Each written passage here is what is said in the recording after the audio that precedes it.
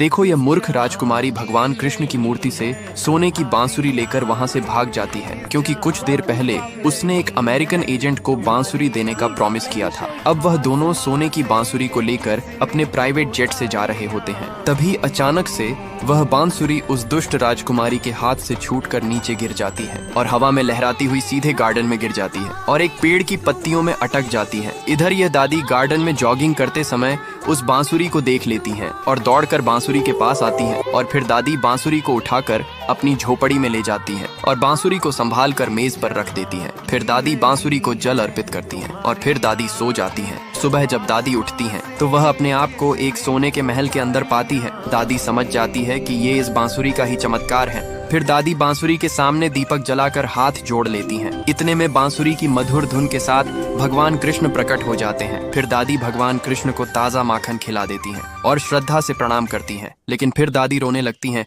क्योंकि किसी ने भगवान कृष्ण के लिए लाइक और कमेंट नहीं किया। Download share chat. भूल कर भी दूसरे के घर से इन 3 चीजों को अपने घर मत लाना, नहीं तो कंगाल बनने में देर नहीं लगेगी। जी हाँ दोस्तों, अगर आप दूसरे व्यक्ति द्वारा उपयोग में ली गई यह 3 चीजें अपने घर लाते हैं तो आपको भयंकर आर्थिक समस्याओं का सामना करना पड़ेगा। एक एक पैसे के लिए मोहताज हो जाओगे। आइए जानते हैं कौन कौन सी चीजें दूसरे के घर से अपने घर नहीं लानी चाहिए। इससे पहले, हे माता रानी, जो भी इस वीडियो को लाइक, शेयर और सब्सक्राइब करें उनके घर सुख, समृद्धि और वैभव की कमी ना होने देना। नंबर 1, किसी का टूटा हुआ ताबीज या धार्मिक प्रतीक अपने घर नहीं लाना चाहिए। माना जाता है कि इससे घर की सकारात्मक ऊर्जा में कमी आ सकती है और अनचाही समस्याएं उत्पन्न हो सकती हैं।